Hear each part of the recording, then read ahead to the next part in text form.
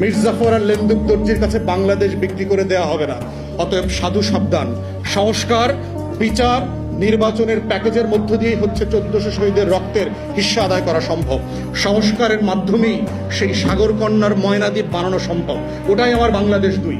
Bangladesh 2 is not for sale. আমরা এটা বিক্রি করবার জন্য 1400 শহীদের রক্তের সাথে গাদ্দারি করব না।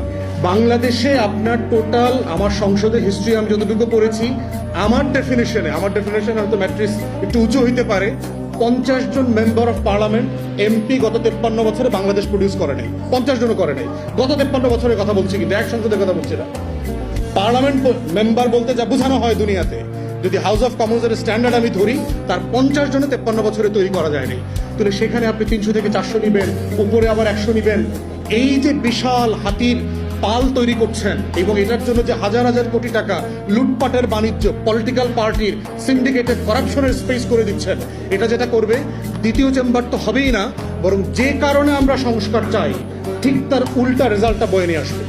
রাষ্ট্রের পরতে পরতে ময়লা জমেছে, ওইটা ঝাড়ু দিয়ে পরিষ্কার করা যায় না, ওটা আন্দোলন করে রক্ত দিয়ে পরিষ্কার করতে হয় বারবার। এখন আপনি কতবার লড়াই করে আপনার গায়ের, আপনার দালানের, আপনার সমাজের, আপনার রাষ্ট্রের সেই ময়লা পরিষ্কার করে আপনার সেই স্বপ্নের ময়নাদ্বীপটা বানাবেন?